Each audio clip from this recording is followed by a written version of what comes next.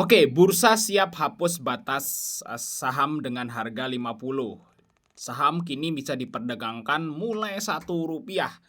Nah, kita akan fokus ke Rp1-nya guys, karena ini, harusnya sih aturan ini akan segera diberlakukan. Jadi saham-saham yang 50 itu kalau dibuka gitu ya, otomatis dia akan turun dan mentoknya itu bisa sampai harga 1.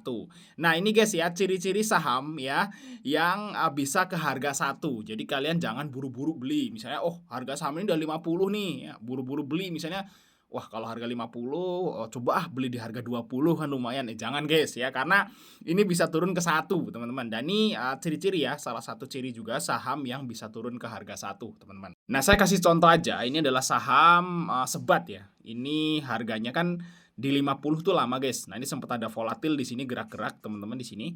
Terus dia itu stuck di 50 terus kebuka ya. Nah, ini turun terus sampai ke harga 1 guys. Luar biasa tuh, lihat di sini teman-teman. Nah, itu saham Sebat. Nah, ini Sebat ini juga banyak banget retail yang nyangkut guys. Dan nyangkutnya nggak di 50, di atas. Karena ini sempat sebelum turun tuh sempat digoreng dulu teman-teman. Nah, terus nyangkut terus, dia drop kayak gitu teman-teman. Ya, nggak bisa keluar guys ya. Di harga 1 udah angus kan duitnya, anggap aja angus kan. Kalau misalnya kalian beli di harga 80 gitu ya, terus turun sampai 1 kan duitnya dianggap angus aja kayak gitu teman-teman, habis. Nah, ini ciri-cirinya ya teman-teman. Biasanya kalau saham yang, apa namanya, yang dia drop gitu ya sampai mungkin ke harga 1 atau mungkin harga ya di bawah 10 lah kayak gitu ya. Itu biasanya dia ada notasi khususnya guys. Bernotasi khusus kayak gitu teman-teman. Nah, ini seperti ini. Misalnya ada sebat, terus ada notasi-notasinya. Ya teman-teman hindari aja ya. Ini kan ada 5 nih kebetulan ya, makanya bisa sampai 1. Dan kalau, sebuah saham ada 1 aja notasinya ya, teman-teman mending hindari aja dulu kayak gitu ya. Takutnya nanti turun teman-teman nggak bisa keluar gitu kalau udah masuk. Nah, ini guys ya, beberapa notasi yang teman-teman harus wajib ketahui kayak gitu ya dan hindari sahamnya. Nah, yang pertama adalah B, yaitu B itu adalah adanya permohonan pernyataan pilot guys. Pilot bayangin aja ya, berarti perusahaannya udah ya kalau kita ngomong ya bangkrut lah kayak gitu. Pilot guys ya. Nah, terus yang kedua nih L, perusahaan tercatat belum menyampaikan laporan keuangan. Nah, ini tanda-tanda ya kalau perusahaan yang dia telat mulu liris laporan keuangannya sampai kena notasi. Karena memang sebagian ada emang yang, telat kayak gitu, tapi dalam beberapa minggu dia langsung ngelaporin kayak gitu. Tapi kalau dia telat terus dan telatnya itu loncat. Loncat tuh misalnya sekarang udah kuartal, 3 ya, kuartal 3.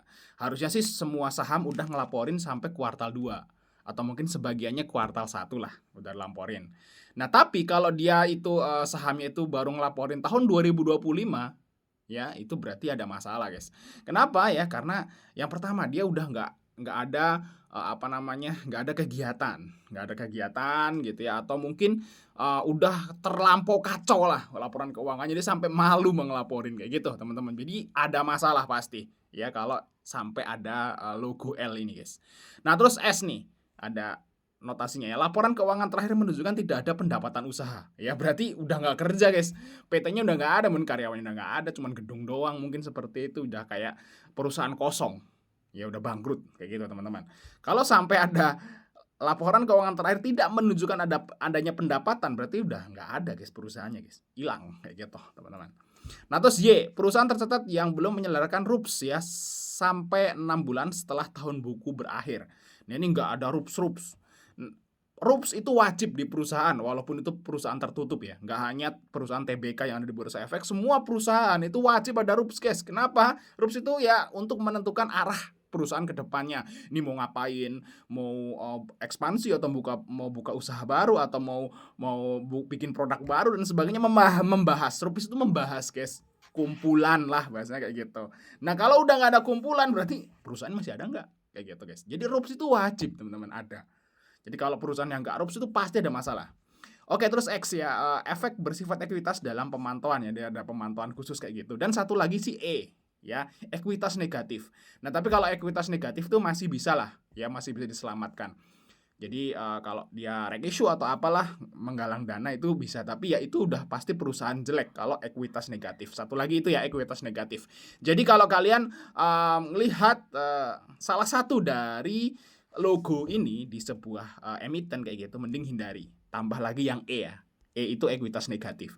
Kayak gitu, teman-teman ya. Nah, jadi kalau sebelum kalian itu mencoba ya untuk ngambil spekulasi beli saham-saham 50 ya, nego di bawah gitu, siapa tahu nanti setelah dibuka nggak sampai ke bawah teman-teman bisa jualan. Nah, pastikan saham-saham tersebut itu nggak punya salah satu dari